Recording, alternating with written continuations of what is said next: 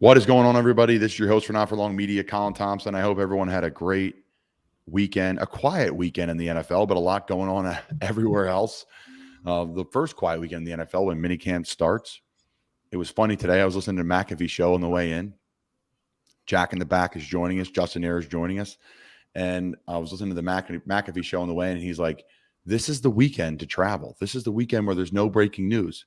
Coward went to Italy for a week. This person went here. They were making fun of AJ Hawk, their co-host, and we're going to get in some stuff at the McAfee show. It was awesome to listen to him today. He hasn't been in my wheelhouse and rotation of stuff, but I wanted to mix it up and try some new things, a little research and development, a little R&D for this podcast. Pat does a great job, but talked about the schedule release, what we're going to get into today with that as well, and a lot of different things. But before I do, Jack, how are we doing today? Doing good. It's the playoffs are heating up across the board. We're starting to hit the conference finals, almost championship time. We're starting to hit that time in May where things are going from 70 to 80 degrees. Things are heating up both literally and physically. It's a great time to be a sports fan, as always. Yes, it is. Jay, how you doing? It's good. It's good to be back. I've made my long-awaited return to the Not For Long Media airwaves after I have a pretty cool baseball podcast going on concurrently with this. So it's always cool to hop on here and see you guys. So I'm really excited. So Jack is now the official co-host of the Colin Thompson Show. This is the official first episode of the Colin Thompson Show. And we are honored to have the former co-host and unofficial and official co-host of Not For Long Media, Justin Ayers, back with us. Well deserved for Jack. Yeah. Everybody does a little bit of everything here at Not For Long Media. We are grinding. We are making it work, and we appreciate everybody tuning in. I want to talk about our official sponsor, Not For Long Media. That's Wealth Advisory Services. If you don't know them, you should. They're located everywhere. They represent people, and they give advice and advisory to everybody in every state, not everybody, every state across the country. WealthAdvisoryServices.com. If you don't know them, you should. Check them out. Paul, Dave, and their team, 100 years of experience. I'm so fortunate to work with them. We're moving to our house this weekend. That's because of those guys at Wealth Advisory Services. Very thankful. Check them out again, WealthAdvisoryServices.com. Give them a call. Doyle's down to Cape May. Really convenient. So, guys, before we touch on anything, I'd even put in the notes, and that's all me, but that's how we do it here. I want to talk about the schedule release. Again, I was listening to McAfee show today, and that's why it dinged my head this morning about Pat McAfee was going through the schedule and was talking about what players would look at on the schedule. And I thought it'd be great for us to discuss that from my perspective of what a player, in my role a player in my role, what I'm looking for. So when you pull up the Carolina Panthers schedule, the first thing I look for is, right, who we're playing the first game. Obviously, that's a no-brainer. But the second thing I'm really looking for is where we're playing and when we're playing. So last year, nostalgia-wise, we played Buffalo in December. And most players, if you're a specialist, if you're a quarterback, that may not be the most exhilarating thing. But for me, I was so excited. I was inactive for the game, but I was so excited to get there to see that. There was a little flurry during warm-ups. It's exactly what you would want Buffalo to be on a nice snowy day. It wasn't that bad. And the year before, we played Green Bay in December, and both early in the season, you're looking at that schedule like, oh boy, better bundle up for these. But those teams bank on that. Those teams bank on that cold weather. They bank on that thought in your head. So from my perspective, it was really cool when I looked at our schedule and, we're playing in Seattle later in the year. I just remember growing up and just seeing those like Green Bay and Seattle games, and it's like rainy or snowy. We play there December 11th. We get to play Pittsburgh late in the year in Carolina, which is still cool. We get to go to Baltimore in late November, which is super cool. Those like kind of nostalgia things for me are what I get excited about. And then I get excited about playing in Tampa January 1st because it's going to be warmer, which is awesome. You love those late, rather play in Tampa late in the year instead of earlier in the year due to weather. So a few things like that. You play the Giants earlier in the year in September, so the weather's going to be nicer there. So I look for, first off, I look for who we're playing first. So we play the Cleveland Browns, and then I look for who we're playing, when we're playing them, the time of year, the location we're traveling to based off of weather. And then lastly, I look at the holidays. So we play Christmas Eve on a Saturday, which is cool. When our bye week is, when our Thursday night football game is. So just little things like that. It's nothing crazy. And then honestly, deep down inside, I look at who we're playing defensive end wise and who I need to block and when we need to block them and what time of year. So lots of fun with there. That's just a little tidbit for me and kind of my insight that Pat was talking about when he was a punter and how he looked at things. But that's my insight from a tight end, third, fourth string tight end in the NFL. And it's fun. I'm excited. It's great how the NBA staggers the drama from the draft to the season release to a little bit of quiet time now. And now mandatory mini camp will show up, and then who didn't show up and who needs a contract and who's going to be traded. All that stuff will come up. So appreciate you guys tuning in. I appreciate you too bearing with me as I talk through that. We're going to send it to Jack for a little NBA update. It has been wild in the NBA. I mean, the biggest thing probably was the Phoenix Suns collapse against the Dallas Mavericks last night. It was just a show. Villanova legend Jalen Brunson, Luka Doncic, they just tore them apart. Spencer Dinwiddie as well off the bench. They almost outscored the Suns, just those three. Luka Doncic outscored the Suns by himself the first quarter. I think it was the first half even. And it was just completely unbelievable performance from the Mavericks when nobody really expected much around Jason Kidd to start the season. Now you're going in Luka against Golden State. Great storyline.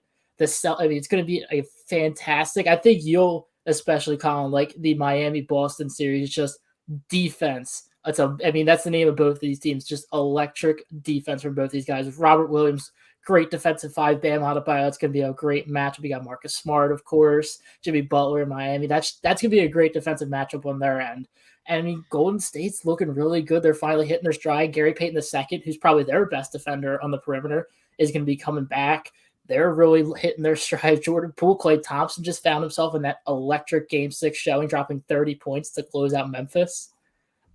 I'm not even going to – the Sixers, it's just – it is what it is at this point. I think they'll be fine next season. They'll fix some things up. There are already rumors that they're looking to trade for another third star, whether that be Zach LaVine, Bradley Beal, or whoever. Like, there always is rumors. Who's the dream player that you want the Sixers to go after this year?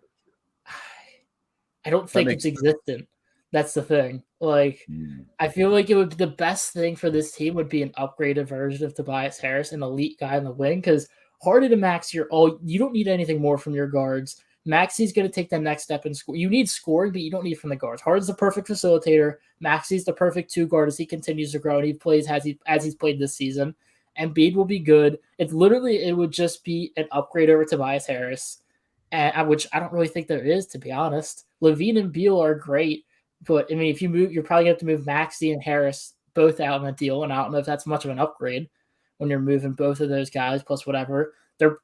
Danny Green's injury is going to create a disabled players exception that will help them boost their bench big time, along with a mid-level exception. So they'll have $16 million to upgrade that bench, what they desperately need to do. So there's hope in Philly, as always, no matter the outcome. But, I mean, with the teams that are left, that Boston-Miami series is just – I hate both teams just as a Philly guy, but, like, that's going to be great basketball. It will be. I'm excited to watch some real basketball for once instead of 101 ball, which James Harden gets into during the playoffs, and that is not good for the Sixers. I think what you said there about James Harden is the perfect mover of the basketball, maybe during the regular season when there's a little bit more space, but I don't know in the playoffs. I was with my father-in-law this weekend, and he's a Houston Rockets fan, and he was like, I told you this was going to happen. So we'll see what happens with the Sixers. I do think Doc Rivers is the answer. I do think that Philly is drama, which is great, and great fans. I do think Philly wants to make a reaction, a gut knee-jerk reaction, but he's a Hall of Fame basketball coach. He's a really good coach. Who are you going to sign? He knows the players. Like, there's a part of sports about developing, drafting, signing, having one constant, and that's always good to have a head coach that you're going to trust in and do that. I feel the same way about Coach Will here in Carolina, building it the right way instead of just knee-jerk reaction, especially when it comes to a guy like Doc Rivers, who's a Hall of Fame coach. So, Jack, I appreciate the NBA update. Lots going on in the NBAs, are down to 4 teams, which is awesome and crazy. And there's a lot of young talent. There's a lot of older talent. There's a lot of players that have a lot to prove. I heard today Steph Curry, no finals MVP ever, and he's won a lot of championships. So it should be fun to see what he does against the Mavericks. Great to see a guy like Brunson, a guy that people thought was never going to play in the NBA or at least play like the way he is now, is doing that in Dallas. him and Luca. So a lot of fun storylines for sure. We're going to send over to our very own Not For Long Media's finest Breaking Bats co-host, Justin Ayers, for a little update with Breaking Bats and a little update with some things going around Major League Baseball. Yeah, we'll start in baseball. It wouldn't be me talking about baseball if I didn't bring up the Pittsburgh Pirates, because they did something really cool over the weekend. So they were no hit, which isn't the cool part, against the Cincinnati Reds on Sunday, but they won, and they became the 6th team to ever win a game without recording a single hit, in the first since 2008. They had 6 walks, and they got a run on a fielder's choice. So the Reds have this really good young starting pitcher, Hunter Green, was walking everybody, and then Pittsburgh came up. I think the bases were loaded, and like fielder's choice, run scores, and it was just when you like. First of all, I think combined no hitters are kind of lame to begin with, so it would have been cooler if he would have finished it out. But to throw a no hitter and to still lose, it's the most demoralizing thing. And then you add it on to the fact that the Reds are the most like demoralizing team to follow in baseball right now. It was just a bad day. So if you know a Reds fan, just call them and check on them. That is a tough day. Brian O'Grady's former team there. That's a tough day in the office. Breaking news, too. Not breaking for us here, Not For Long Media, but congrats to Brian, our host, our co-host at Breaking Bats, one of the founders of Breaking Bats. Jack's wearing the hat. We're going to be selling that hat, folks, online. Check it out, notforlongmedia.com. An awesome, real authentic, great patch, not 47 hat, classic baseball hat that you need for this summer.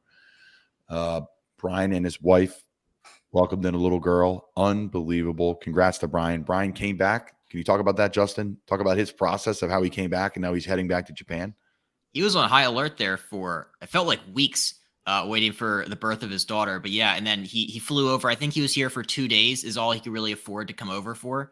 Obviously the team knew about this like before he signed, so that part was cool. And then he's currently doing a 3-day mandatory quarantine with COVID stuff over there in Japan before he can resume baseball activities. But yeah, very, very cool. Very congratulations to Brian and his wife, Delaney.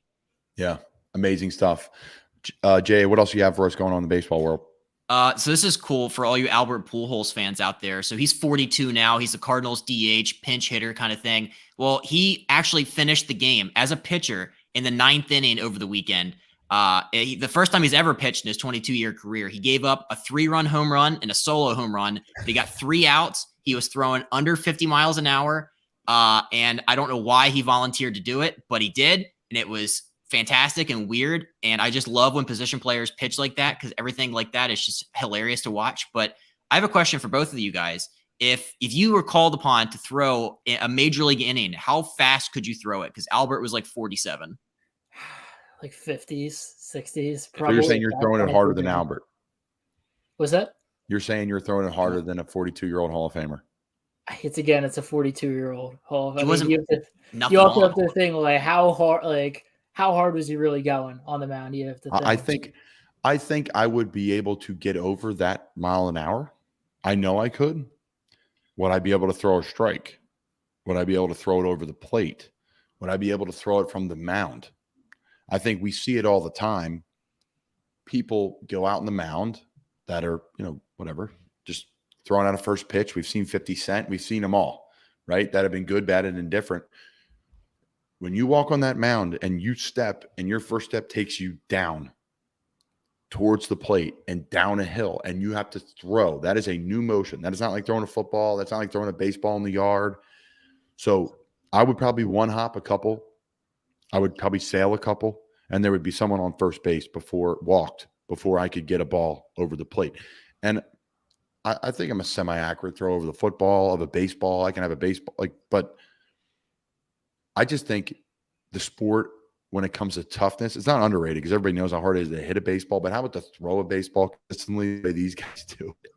So prop to Albert. I mean, that's impressive. What about you, Jay? Are you ripping it across the plate with any more speed than the great Albert Pujols? I mean, I think so. I mean, 47 is nothing. You could accidentally throw. I think it was all like he was doing like breaking pitches, so how like weird loop and kind of arc to him. It's called the ephus pitch. Yep, he was doing a little ephus.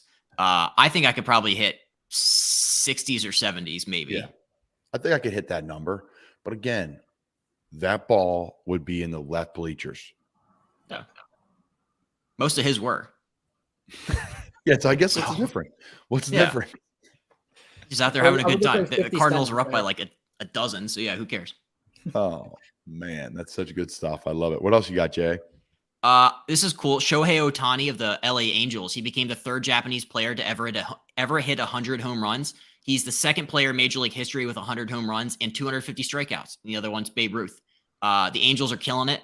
Him, Mike Trout, they're tied for first, I think, in the AL West right now. But I just think it's cool. I love everything Shohei Ohtani does. And he had his 100th on Saturday, and I think he had his 100th and first on Sunday. So this guy's a home run machine. What a machine he is. Best thing going right now. Are we getting him on Breaking Bats? Will we have a translator for that? I want Brian to bring on some of his Japanese teammates like that. He should. He should. We need a petition. He's got probably a handful of American guys over there with him, but he's like talked about throwing around the idea of having some of his like Japanese guys maybe bring the translator on. But I would love that. I'm so curious about that. Right. Let's do it. Let's dive it. We got to do some sort of maybe like a food review with one of the guys, like something different, like take advantage of the fact that he's over there. Like we've talked about before. You guys have done a great job making that work. For those at home, those that don't know at home, they may just listen to Brian. I know you guys are talking about what goes on over there, but Brian is a day ahead of Justin. Props to Justin and the team at Breaking Bats for making that work, because I know it is not easy. I know it is not normal, but hey, man, it's got you up earlier, got you up late. You get your work done during the day, get a little Breaking Bats time. You're balancing all right. I was telling him I need like one of those world clocks behind me on the wall that just has like maybe on like a piece of Scotch tape Japan time, so I can know what time it is. Because sometimes I'll text him and I'm like, oh crap, it's like 2 a.m. where he's at. So you're not gonna get a response in a timely fashion. Is there any more MLB updates, Jay, before you? So let's talk a little Breaking Bats. What do you got? What's been your favorite moment of Breaking Bats? I know that's such a general question, but it's been so fun being a part of the ride with you guys. And just seeing, guys like Hosmer on there and Musgrove and then Ben and Woods, like they're your first couple episodes there, and have radio hosts on, and then now have MLB All-Stars on. Is there a favorite moment for you? I think it's just like overall, just getting to learn more about so many fascinating guys. Obviously having Brian's like incredible connections, especially like the Padres people, like Hosmer and Musgrove and all those guys. Like it's crazy, like how cool it is for Brian to like know and get to be friends with all these guys. And like, if he didn't have the podcast, he would just have like awesome conversations with them in his own time, but to like have it on a podcast and have other people be able to listen to it, I think that's really cool. And I'm slowly trying to build in some of the people that I have in my baseball Rolodeck from my time around the podcast game. We had Greg Amsinger from MLB Network was last week's episode. He's my BFF. So I'm helping out a little bit, but I think it's cool just getting to hear like, and just like, even like the first 10-15 minutes of like, whenever Brian has like Musgrove or Hosmer on, just getting to hear like them, like shoot the breeze and like catch up kind of. It's really cool. So I've enjoyed every episode. Some under the radar, funny episodes.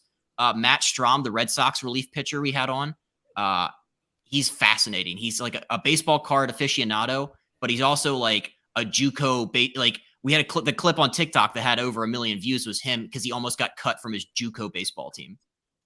So it's weird, funny stuff like that. Just learning about these guys, it's been the best part of it. The most rewarding thing. And don't take this the wrong way, Christian McCaffrey is the biggest guest. He's a friend, so it's unique, but he's the biggest guest when it comes to followers, the whole nine coming on. But Christians are unbelievable and rewarding. They really are. But when you have someone on that you do not expect something from, I don't want to say you go in preconceived notions, but you kind of have a feel of the personality of the person maybe, or you listen to, they've been on a podcast before, so you know some of their stories, and you're going to kind of ask them again, maybe a different way to kind of get the same story because it's really good stuff. But when you have someone on like, trying to think and compare it to what we've had a little bit more guests. It's a little bit older of a podcast, but when you least expect it, it's the best feeling. The humor of the Red Sox reliever is different than the conversation with Hosmer about him playing pickup basketball on, in his court. Cause and Brian's making fun of him that he got paid. And, he put the Brooklyn Nets floor, I think it was the Brooklyn Nets floor on the bottom of, his house there. If you've not listened to Breaking Bats, guys, and we appreciate everyone following us here, Not For Long Media. It's all under the same apron, same umbrella. Check it out. Like Justin said, the early part where they're just catching up, you're like, is Justin here? Is Justin alive? right? Because it's literally just them chopping it up. Like they're literally playing cards and smoking a cigar or whatever. It is really so laid back and so enjoyable for baseball fans out there, and has a little bit for everybody. You're going to have like I said, like you just said, you have the host of MLB Network on, who's fun and energetic and is telling stories about people going to the bathroom with a hot mic on. And then you have people that are, Eric Hosmer and Musgrove and all these different guys on. So props to you guys at Breaking Bats. Again, check out the hat that Jack's wearing. Awesome product. Guys, I want to talk about our sponsor here, Not For Long Media. We have an awesome family of sponsors here at Not For Long Media. We are so thankful for Few Will Hunt, Shots and Giggles in Key West, Florida, Pro Star Sports Agency, and our friends at the Original Fudge Kitchen. We are so excited and so thankful to work with all of you guys. Check them out, support them. We look forward to what's next with them. Lots to look forward here at Not For Long Media. Lots to look forward to at Breaking Bats. All right, guys, I'm going to transfer over to what we are going to cover today. There's a few different things. We all have passion for all the different things. I text Jack and Justin throughout the week with little interviews or little tweets or something that I see, just random times of the day of something we're going to talk about. But we can't bury the lead here because the lead last week was Tom Brady. 10 years, $375 million to do something he's never done before. 10 years, $375 million for something he has never done before. Congrats, Tom Brady. You have done it. You are the man. You are getting paid more to do TV for Fox Sports than he did for his entire football career. That's if he stops playing after this year. Who knows? He could play for another 4 years. Who knows? He could do the Brett Favre, retire, and come back every year. But regardless, congrats to Tom. I saw a tweet, the largest contracts in sports history. You have Messi at $674 million. That's as a player. You have Mahomes, $503 million. You have Mike Trout, $426 million. And you have Tom Brady, $375 million. And that is to do nothing to do with him as a player and his contract. I don't know what other to say than congratulations, Tom. Unbelievable. Initial thoughts from Jack. I think the biggest thing for me is, and I was talking about this to somebody yesterday, I feel like this is the shift in the tide in the sports media giants, to be honest with you. Fox is going to be, I think, across the board, even like just general shows, Fox is going to be king moving forward, in my opinion. They're going to be taking it back from ESPN. It's just, even you see TNT inside the NBA, like they have Shaq and Barkley. There has never been a player of Brady's stature in that role from the jump, and like long term. Like Michael Jordan was never in the booth. You're seeing Peyton Manning had his Manning cast, but that was a couple years. Like it wasn't like right after. He is going to be the biggest draw. There's games. There have been some people if they have a choice in game, like they'll watch the whatever game Romo's on for CBS because they wanted to hear Romo. There is going to be droves of people going to watch just because they want to hear Brady. They want to hear what Brady has to say about Josh Allen versus Mahomes in like 2026, like whatever game that might be. And I'm excited to see it. I really think he's going to kill it. He's a natural at this sort of. He's very funny. He's quick-witted. And so even if he's a color guy or a play-by-play, I think he's going to be really good at it. And I'm really excited to see what he does with it. He won't be play-by-play, but I do think he will. They are going to max him out, and they're going to do a lot of creative things. They have a year to figure out how to make this work, to make the $375 million worth it. And I think they're going to make it worth it. I really do. I really think they're going to make it work. And here's why. They're going to take all the ideas from the Manning stuff and the X's and O's, and Tom's going to be calling the big game. So he's going to be all the meetings he's going to have pre-game are going to be all recorded. They're going to be shown during the game. The broadcast it will be longer now. They're going to pay for more to get Tom some more airtime because he's such a huge figure. He's a superstar. He's a celebrity, and he has unbelievable knowledge. He's seen everything. He's the greatest player of all time. You see TNT doing this, paying Gretzky to come onto the TNT booth and create some validity there. The one argument I hear a lot is, do people turn on the TV to hear the color commentary? I think the answer is no initially, but I think with the right people, the answer is yes. And I think in certain markets, they value that more than others. I think certain markets pop the TV on because the game's on. I think other markets, other fan bases, We have Troy Aikman and Joe Buck this weekend. We have Kenny Albert and Greg Olson this weekend. We've had Kenny on the podcast. Love it. If you've not seen the Kenny Albert or heard the Kenny Albert episode, go watch it. It's fantastic. It's an hour long of him just telling great stories. So I'll send it to JA, but my final thoughts on this Tom Brady thing is I think Fox is going to milk all the money out of it. This is nothing. I think it's absolutely nothing for who he is and what he's going to do. We've seen Tony Romo in the past get a huge deal. A great NFL quarterback, Tony was, but this is another level of quarterback. This is another level of brand. When you're going to bring Tom Brady into Fox, like Jack said, I think it changes that dynamic a little bit. I think this says more about the current state of Fox Sports and how terrified they were when you lose your number one booth combo of Joe Buck and Troy Aikman to ESPN. I mean, when those two guys left, especially Joe Buck, because he still had a year left on his contract and he does the World Series and the Super Bowl, it just must have been a chaotic scene at Fox Sports headquarters. Like, I mean, yeah, they have Kevin Burkhardt, who's really good, but like they didn't have the star power. And I think Buck and Aikman were consistent. And they knew what everybody was getting. And so they're like, crap. And I'm, Peyton and Eli, I think, are both content to do the ESPN broadcast forever because they can sit in their living rooms and play golf and joke around. I do watch the Manning cast. Like I do, going back to your point earlier saying about like tuning into games for the broadcasters. I only watch the Manning cast now. But Joe Buck's on Monday Night Football, so it's conflict of interest there. But I think if you're Fox Sports, you're looking around, you're like, who can we get to replace the star power? Because I do think that has a lot to do with why people watch games. You're like, I mean, just why not give him $375 million? Why not give him $1 billion? Because he's going to be the best thing that you can have to like market and bring people in. And yeah, I mean, he like literally Tom Brady, he could pick up anything and be good at it. Like he's good at TikTok now. He's just anything the guy does like in front of a camera is awesome. So yeah, I think it's a home run for both sides. Here's a side note too that's kind of popped in my head, and I'll send it to you, Jack, because I know you have a comment on this. He's probably going to be going to LA when his career's over. I would assume. Just an assumption. His wife is a supermodel, a celebrity, A-list. Both of them are. LA seems like a natural progression. The league is going to LA. There's rumors the Combine's going to LA, which is a shame. It shouldn't leave Indy. It's awesome for their community there, and it's awesome for the area. It's awesome for everything Indy, the indoor, the tradition. I love that stuff. But I get it.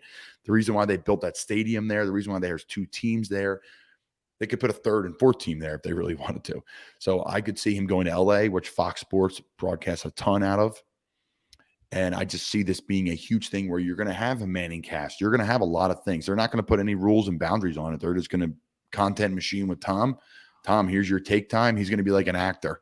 Show up to the set, do your work. They're going to fly players in. So go ahead, Jack. What do you got for us? You talk about flying in players. I guarantee you Fox's number one broadcast in 5 years' time, or even not even like almost like they're going to have a Brady Gronk broadcast at some point. It's going to happen. That's another great point. And I think, too, the 1.2 to touch on this is who are the quarterbacks going to be in the NFC? Because they are the NFC coverage. The AFC is loaded with the star-studded quarterbacks right now. We all know it, right? We followed it this offseason. Jay, you have a comment? I just think that one part of this whole situation that kind of gets overlooked is how bad does this suck for Greg Olson? Because the guy finally gets an opportunity to be the lead color guy at Fox, and he's got like his dream job, and he's worked really hard at it. And then all of a sudden, they just sign his replacement like at an undisclosed amount of time. So he's just a seat filler now. He's a seat filler that's going to have unbelievable negotiating at the contract table now, because whatever his deal is, he's going to say, listen, I know I'm not Tom Brady, but I want a bigger deal. So I completely agree, Justin. And I've been able to I met Greg once at practice, a great guy, gracious with his time, super smart, good at what he does. He called some of our games in the XFL. That was really cool. So, yeah, I think I completely agree. But this is what Fox is trying to do. We're trying to load up a star-studded lineup. They're losing, like you said, Buck and Aikman, probably the best two. I think I really enjoy watching them. They're all really good. But you get a guy like they have a ton of stars there. So it's going to be interesting what they do. And they're going to attract more stars because of what they have. Romo has CBS. They'll have Olsen and Brady. It's just the beginning, like you guys said. I think it's just the beginning. There's going to be more guys like this. There's going to be more former players coming out of the booth now than coming out of the, the helmet, the cleats to hang them up and right into the booth. But there is nothing like that deal. And that deal is huge for our entire industry because now the level is set. The bar has raised. We all know it. Why do players take the next biggest deal? Because they want to raise the bar. So, round of applause, tip the cap. Thank you, Tom, from a media company. We appreciate it. I think it affects everybody. Great points by you guys. I'm glad we were able to talk about this because it's stuff I've hasn't even crossed my mind, and all I've done is talk about this with people. I digress, and we'll transfer to the NHL playoffs, something that's near and dear to me. Let's see. A few teams advanced. Tampa advances 7 games over Toronto. Florida advances over the Capitals. Before we go, is it over for Ovi and the Caps, Justin? Is the run over? Absolutely not. You got 4 more years of Ovechkin. Nick Backstrom will come back healthier. His hip was bothering the whole time. They're going to go out and they're going to get an actual goaltender this offseason, hopefully a Marc-Andre Fleury. So yeah, this is not the end. This is just the beginning. Okay, love it. Rangers over Pittsburgh, a banged up Sidney Crosby that looked possessed, but Rangers, Panarin scores in overtime. Flyers go sign Johnny Hockey. We'll get into that second. You need premier high-end talent. I don't care if you hire Bruce Boudreau, who's defensive coach. You need a player at the end of the game on a power play that's going to rip a shot like that to win a game in overtime. That's my public service announcement about the Flyers. I move on. Carolina, your Carolina Hurricanes advance, move forward. They're taking on the Rangers. St. Louis beats the Wild. They'll play Colorado, who swept Nashville, and Edmonton, who everyone thought was going to sweep the Kings, went all the way to the end with the Kings and won. Edmonton and Connor McDavid looked possessed in that game. And then Calgary beat in 7 games. They beat Dallas. So an unbelievable first round, a bunch of game 7s, a sweep from Colorado. I'm going to give my quick picks and why. First, I'm going to start with Edmonton and Calgary. I'm going to take Calgary. I think they have a better team. They have more depth. They have better goaltending. I think Edmonton has premier talent, but not as much depth. Mike Smith is a streaky good goalie. We'll see what he can do. But Calgary in the Battle of Alberta, that's an unbelievable series, folks. You're going to get it a lot of different times, 9:30 Eastern time, 10:30 Eastern time, 8 p.m., 9:30 p.m. So you're going to have some late-night hockey. That is a huge rivalry, massive rivalry, huge for Canada. Now that Montreal's out, now that the Toronto Maple Leafs are out for the 100th year in a row of getting knocked out in the first round. So I'm going to take Calgary. This is a tough one. I think St. Louis is going to play Colorado really hard, but I think Colorado has gone all in and they're a team of destiny. Their goalie's a little banged up. He got banged up at the game that we actually went to. It's not Dubnik. His name slipped my mind, of course. He was in Arizona last year. But I like Colorado in this series. I know it's the favorite pick, but I think St. Louis, I guess I'll give you the games like you do in Chicklets. I'm going to go Calgary in 6. I'm going to go Colorado in 6. I'm going to go Rangers in Carolina. I'm going to go Carolina in 6 again. And then I'm going to go, this is a tough one, Tampa versus the Florida Panthers. The Florida Panthers are an unreal roster. I'm a huge Claude Giroux fan. He's been awesome there for all the haters saying that he's not a playoff player. He's been lighting it up. Oh, man. Tampa's the defending champs back-to-back, going on a three-peat. I think there's some nostalgia there, but I just think Florida's got too much firepower. I think Tampa's got high-end talent. I love the fourth line of Tampa. I love their depth. This is so hard. I think I'm going to go Florida in 7. So a lot of chalk picks there, but they're my picks. I want to get them out. For my non-hockey infatuated guys on the board here, on the comment, like I am, any thoughts? We'll start with you, Justin. Those are my 4 picks written down before we did this, was your 4 picks. I like Florida a lot. They're gritty. They play a lot of defense. They score goals with your guy, Claude Giroux. And yeah, I mean, I'm excited for Battle of Alberta. There's nothing better than staying up till like 1 a.m. watching hockey. So I've been doing a lot of that. I haven't really watched any NBA playoffs, so I'm glad Jack had that. So yeah, see, you and I are on the same page with that, folks. NBA is great, and I'm all for it, but there is nothing like this. I'm happy that Jay is here to defend it. That the NHL playoffs, there is nothing like this, especially this series we're about to see. The Battle of Alberta there's going to be fights. There's going to be old school hockey. So if you're looking for something to dive back into and get that old school hockey feel, this is your series. What do you got, Jack? I highlighted 2 series just because I'm not gonna count. You're the one that's like, I really didn't watch any NHL playoffs to start, but like you're the one that's like, you keep talking like, I gotta try it out, like I gotta watch some games. So I mean, the 2 series I really have only had my eyes on just because of how busy an NBA playoffs. Obviously the Panthers because of Drew. I mean, I'm rooting for Florida. I want the Panthers to make that push. I think he's been playing great this postseason, the games that I've watched at least. It hurts a little inside, but I'm great to see him making a push. It's weird. It's a weird adjustment for me. But I mean, Edmonton just has always been my number 2 team. I just have loved McDavid. And you mentioned like the massive rivalry between them and Calgary. And it's very much like the time tested faith you see in all sports. Is it star power or is it a great team? Which one is better? And you're gonna get a conclusion. I mean, McDavid and Draisaitl. And I was funny because we were talking about like with one of my coworkers the other day, just kind of the evolution of sport. We were talking about hockey. It was like, because we were talking about basketball and like 3-point shooting, and hockey is getting much faster. And McDavid's kind of the pioneer of that because he's the best player. That's his best skill, is his speed, his agility. And it's like he's slowly starting to change how hockey's played because of that. And I think that's something to keep an eye on too. Great points. I love it. I think the game's also changed too, because just like the NBA, you can't grab, you can't tug, you can't pull, you can't hook, you can't get the stick up near the hands. So the penalties have changed the game. It's allowed players to play with more speed, more transition, less physicality. If you're a slow defenseman anymore, they are out of the NHL. There's no big hitter. There's no big lumber. There's no guy clearing out in front of the net anymore. The game has changed.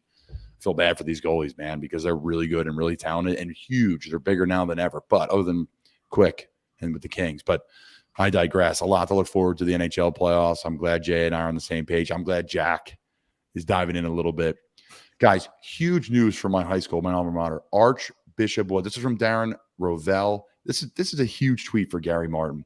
Pennsylvania high schooler Gary Martin runs a 3-minute and 57-second. We're going to restart this whole clip because this is going to be good for social media, guys. Now, those that listen here are like, what are we talking about? But this is awesome for my high school. A tweet from Darren Rovell, Pennsylvania high schooler Gary Martin. He runs a 3-minute, 57-second mile. Unbelievable. Becoming the 14th U.S. high schooler to do that, to break 4 minutes. Congrats to Gary. He's going to University of Virginia. He's an Archbishop Wood product. I'm so happy for him. I love my school, Archbishop Wood. We don't even have a track at the school. The track team and the football team, we go play elsewhere. And that's fine. It's very normal in the Catholic League of Philadelphia. Unbelievable for Gary. Congrats to him. Props to him. Under 4-minute mile is ridiculous. That is humping. That is a sprint. And can't wait to follow him. Any thoughts? What do you got, Justin? If one word to describe, I just have how with a question mark. I don't know how it's physically possible to run a sub 4-minute mile. So that's just insane. What's your one word, Jack? I mean, I have a little bit to explain it. I feel like I'm Archbishop Wood alum by blood. I mean, I have 2 older sisters that went to Wood. Like, I feel like, I mean, it's right down the road from me. I mean, those are like Colin and I aren't far from each other at all. Or not when we grew up, we weren't far. Shared similar coaches and all that stuff. I mean, it's great for him. I mean, that's awesome. I mean, it also proved, I mean, I've always been the person that's like, oh, the tracks around here slow me down. So I guess I've got to run at Tenet or wherever you guys go and get my speeds up. What's your fastest mile time? Round table. I mean, when I was like running, like last summer was like 7 minute, probably like 6:50. I'm trying. My wife's down here. I'm going to mute this and ask her. I think while he does that, I think I'm right around 7 or 8. Nothing spectacular. I would say I'm in the same boat, Jay. I think I could push it pretty good if I had to. If we had some, finances on the line, there's some prod on the line, I think I could do it. Depends what time of year it is. But it depends what I'm training for. I think I could do it. Before in training camp, I probably could get a pretty good mile time going. So congrats to Gary. Unbelievable. That should be talked about worldwide. 14 people ever in the history of our country. Think about that. 14 people run the mile.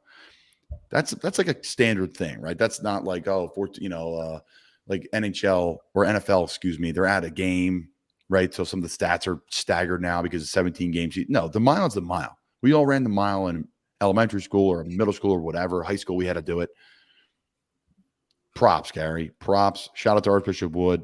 Proud alum. And we're really proud of you. Congrats, Gary. Okay, so I'm going to touch on a little Premier League. Arsenal just lost, which is fantastic. Tottenham now needs to win or draw this weekend against a team that's already been relegated for them to be in the Champions League, which is unbelievable. I'm jacked about that. But I want to touch on this, and we can't get the link going, but the Women's Premier League record attendance, almost 50,000 people at a Premier League game for women this weekend. It's awesome. But something that's near and dear to my heart, the LGBTQ plus community and how the Premier League handles that and brings acceptance and conversation, how Premier League handles issues of race. Props to the Premier League. They just handle it the right way, it seems. It seems non-controversial. It seems positive. It seems like they're raising money for the right causes. It seems that the players are abreast of all the changes and conversations, and it's a dialed-in attack of how they're going to handle things the right way. And I don't think there's a right or a wrong way, but there's a way to do it where it's going to land soft and it's positive and it's moving forward. For example, before the games in the Premier League, every player just drops to a knee real quick to talk about racial inequality and bring that conversation up. The whistle blows, the players stand, they play the game. It's a unified decision from the entire team, the league. Unbelievable. Props. They have the rainbow, right? The gay flag, the rainbow flag, all Premier League colors all around the stadium. It's just accepted. Every team has an alternative flag that's a rainbow color, right? But it's not, it's just done really well. And something that's near and dear to my heart, something that's been a part of my family, that have, to have family members that are gay, to have teammates and brothers that are black men, to have these conversations every day in the locker room. I just challenge the leagues in the United States to do that. Don't worry about the backlash, because whatever they're doing in the Premier League, it works. It's respectful. It's positive. It's moving in the right direction. Thank you for letting me talk about that, guys. It's near and dear to me. Okay. I got to send it to Jay here. Under Armour, they are building a massive waterfront headquarters in Baltimore, which they already have already. 50 acres, 5 stories, 280,000 square feet, 1,500 employees, a flagship store, stadium-like glass structure, performance center for athletes, employees. They aim to complete it in 2025. I love following front office sports. Follow ours, guys. We have a little similar situation going on at Not For Long Media, the Business of Sports Insider, something I started 5 years ago. Justin, what does Under Armour mean to the state of Maryland? I mean, it's everything. I mean, Kevin Plank, UMD graduate, was selling like T-shirts out of like the trunk of his car. Now he's a billionaire and he's like financing this whole redevelopment project. It's like Port Covington, I think, is the area in Baltimore where it's at. And I was looking, it's like $5.5 billion or something like that. It's just like the Under Armour headquarters is going to be part of like a larger redevelopment project where they're going to have 235 acres, 45 city blocks, the Under Armour headquarters, a light rail station, mixed use development, like new parks, waterfront area. It's going to be amazing. And it's just like, it's a great American Maryland success story. I love Under Armour. I think they're my favorite of the big three. If you have to go like athletic wear for anything. I mean, so it's, I always like to represent that, but it's going to be so cool to see how that turns out. Yeah. I wanted to get your opinion on this as someone that was, born and raised in Maryland, now lives in Annapolis, where I'll be living here shortly. Obviously, Under Armour is massive. They sponsor University of Maryland. They sponsor Navy football. They used to sponsor a lot of athletics, including what we had going on at Temple. They had a lot of big brands. They had a lot of upcoming brands. They took off with Cam Newton. They took off with Tom Brady. They took off with Jordan Spieth. That was like the height of everything for them. Those years, probably about 6-7 years ago. Obviously, there's been a crash. There's been a fall. There's been some politics. There's been some drama, but they're still holding strong. They're showing that everyone that, hey, we're going to hold strong. We're going to be a major brand in this company. I think it's really interesting. I think it's big for the city of Baltimore to expand the block and the acreage and to have that Baltimore pride, that Baltimore brand like you're talking about, but now backing it, saying, hey, listen, we're going to recommit to this. We're going to go back. We're going to be around for a while. We're going to stay around, a Maryland product through and through. But I want to hear your thoughts on it, Jay. I think it's an important topic for those that follow our podcast because Under Armour is huge in the business of sports. They're a massive player. They've become smaller, but they're our massive player nonetheless. And appreciate your thoughts, Jay. As we finish up here, again, Front Office Sports, love following them. The world's highest paid athletes of 2022 at number one, Messi, 130 million, LeBron, 121 million, Ronaldo, 115 million, Neymar, 95 million, Steph Curry, 92 million, Durant, 92 million, Federer, 90 million, Alvarez, 90 million, Tom Brady, 84 million, Antetokounmpo, 81 million. Jack, is there anybody on the list that stands out to you? Maybe someone that you think of that should be on this list that is worth more than what they're getting? Yeah, I mean, my thing is the surprising absence of NFL players, specifically quarterbacks. Like Brady's there, but it's just like you would think Mahomes, Allen, Brady, like the guys that have just received massive contracts would start to crack this list. Matt Stafford, Derek Carr. Like I'm surprised that, like, I don't know if it's just because like the deals really haven't kicked it, but even Mahomes was last year. Like I'm just surprised that these deal, like there's not more of that. I mean, I'm not surprised basketball at all, and it's going to start to get even more insane as guys like Embiid and Steph reach out in their contracts, so they're going to start hitting high 50s, low 60s a year in the NBA. So, I mean, it's going to be drastically changing. I mean, as a slight joke, I'm surprised Tobias Harris isn't up there. I'm so used to seeing Tobias Harris among the most expensive contracts. I mean, literally just the absence of NFL quarterbacks, I think, is the big thing, just outside of Brady. What do you think, Jay? It's just surprising to see all these international soccer players making like $130 million a year. It's just hard to wrap my mind around that from like an American athlete perspective, like 130, like 110, like all that stuff. I like the fact that Giannis cracked that list at 81. I love some of like his endorsements that he's doing now. I think he's one of the rising endorsement star, like Hulu, and he's got like headphones, I think, in there too. So yeah, I think it's cool to see the next wave of younger guys like my age come up. And obviously you're going to have like the established guys like the Bradys and the Kevin Durant and the Currys and all that. But the next wave of people, I think that's my favorite part of that. Now, Colin, with soccer, didn't Holland just sign a brand new massive contract of Man City? I'm sure he's going to be up. He did. He'll be on the list. It's going to be, there's a couple of things that jump out to me here. One, Antetokounmpo being in a small market and making that amount of money. Awesome. It's a great argument for small market teams. He stayed in Milwaukee. Yeah, to me, I always like the business side of things. The ripple effect that it has on the city of Milwaukee, him staying there is unbelievable. From a vendor to parking to mom and pop shops to the sports store to the ticket people to whatever. It employs all those people. It has a huge ripple effect. And then obviously TV rights and deals and all that stuff. It's great for Milwaukee. It's great for that area. I love thinking about that stuff. I love talking about that stuff. So that's big for him for a small market argument, right? An agent's telling his player, hey, listen, Giannis made $81 million here, and he's one of the top 10 paid athletes in the world, and he played in Milwaukee, a smaller market. You can do it too. Another takeaway, like you said, is the lack of NFL players, but that does not surprise me. Gentlemen, we wear a helmet for a living. We are not as marketable, and that's just how it goes. So if you're wearing a helmet for a living, when you're on TV, you're wearing a helmet. The post-game press conference is not being shown live, maybe a cut up or two, and then debate by everybody else, but our faces are not shown. I'm surprised there's not more soccer players on here. Now that I look at this again, Ronaldo and Messi, of course, are number 2 in the world, but there's soccer stars now with the Premier League and the viewership and all these other leagues, Championship League, Champions League, all these different leagues. I thought there'd be more. So there's a lot of takeaways from there.